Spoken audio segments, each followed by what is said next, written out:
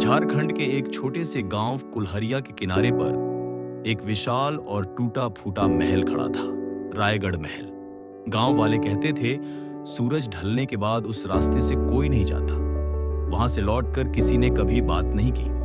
महल की दीवारों पर उगाए बेल बूटे, टूटी खिड़कियों से झांकती अंधेरी परछाइयां और हवा में बसी अजीब सी सीलन की बदबू, ये सब किसी डरावनी कहानी से कम नहीं लगता था। पर हर जगह एक ऐसा इंसान होता है जो डर को चुनौती देता है। वो था अर्जुन, 25 साल का गांव का ही लड़का, शहर में पढ़ा लिखा पर अपनी जड़ों से जुड़ा हुआ। उसे बचपन से सुनाई देती थी उस महल की कहानियां। रात को वहां से किसी रानी की चीख आती है, दीवारों पर किसी के पैर के निशान दिखते हैं, कभी कभी झूमर अपने आप हिलने लगता है। अर्जुन इन बातों पर हंस देता था। भूत वूत कुछ नहीं होता, वो कहता था, पर उसकी हंसी एक दिन उसे उसी महल तक ले जाएगी, हमेशा के लिए। गांव में पिछले 3 महीनों में 3 लोगों की मौत हो चुकी थी। तीनों किसी न किसी वजह से रायगढ़ महल के पास गए थे। पहला था हरीश, जो लकड़ी काटने गया था। उसकी लाश अगले दिन महल के गेट के पास मिली। दूसरा रामदीन, जो जड़ी बूटी खोजने गया था, वो भी गायब हो गया। तीसरा एक बच्चा सोहन, जो अपने दोस्तों के साथ छुपन छुपाई खेलते हुए महल की तरफ चला गया था, वो कभी नहीं लौटा। गांव के बुजुर्गों ने महल के रास्ते को पत्थरों से बंद कर दिया, पर अर्जुन के मन में सवाल उठने लगे। आखिर वहां ऐसा क्या है जो हर किसी को निगल जाता है? अर्जुन ने तय किया कि वो महल का सच पता लगाएगा। रात के 12 बजे सिर्फ एक टॉर्च और मोबाइल लेकर वो अकेला उस रास्ते पर निकल पड़ा। हवा में ठंडक थी और जंगल से झिंगुरों की आवाजें आ रही थी। महल के गेट पर पहुंचते ही उसने देखा एक टूटा हुआ बोर्ड लटक रहा था, प्रवेश वर्जित, मौत यही रहती है। वो मुस्कुराया, देखते हैं मौत कितनी डरावनी है। गेट खोलते ही एक सड़ी हुई हवा का झोंका आया, जैसे किसी ने बहुत पुराना कमरा अचानक खोल दिया हो। अंदर अंधेरा था। दीवारों पर पुराने चित्र जिनमें रानी और राजा की आकृतियां थीं। वो धीरे धीरे अंदर बढ़ा। अचानक ऊपर की मंजिल से थक थक थक की आवाज आई। अर्जुन रुका, दिल धड़कने लगा। शायद कोई जानवर होगा, उसने खुद को समझाया।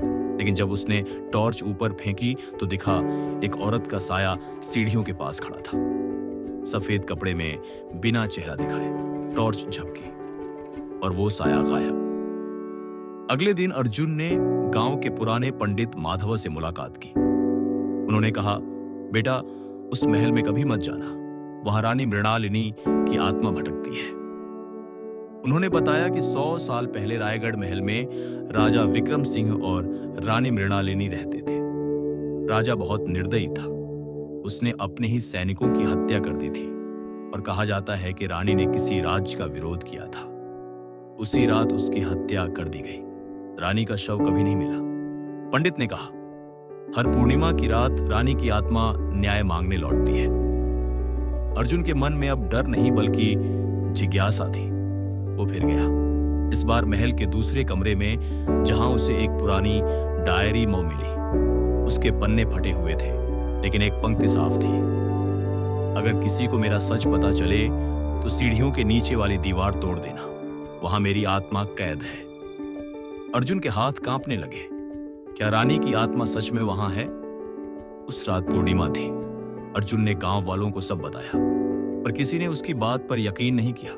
सब बोले, पागल मत बन बेटा, जो वहां गया वापस नहीं आया। लेकिन अर्जुन गया, इस बार फावड़ा, दीपक और डायरी लेकर। महल के अंदर वही सीढ़ियां, वही सन्नाटा।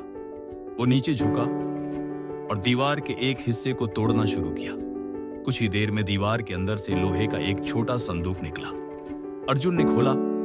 अंदर एक कंकाल था और उसके साथ एक रानी का हार और खून से लिखा हुआ पत्र।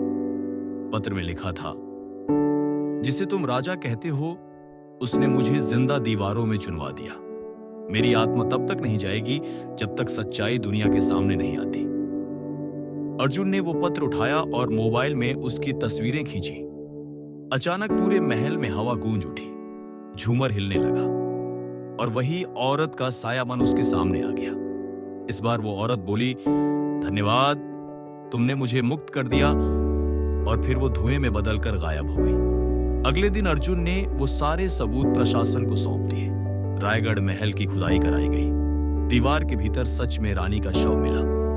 सरकार ने उस जगह को ऐतिहासिक स्मारक घोषित कर दिया और रानी मृणालिनी के नाम पर स्मारक बनाया। गांव वाले पहली बार वहां दीप जलाने गए। इस बार डर के लिए नहीं, श्रद्धांजलि के लिए। अर्जुन जब आखिरी बार महल से लौटा तो हवा में एक हल्की सी खुशबू थी, जैसे कोई रानी मुस्कुरा रही हो। रायगढ़ महल अब शांत था। न चीखें थीं, न साए। पर कहते हैं, अगर कोई सच्चे दिल से वहां जाकर रानी के नाम का दीप जलाए तो एक पल के लिए हवा में सफेद साड़ी वाली परछाई दिखाई देती है। शायद वो अब भी अपने मुक्तिदाता अर्जुन को आशीर्वाद देने आता है।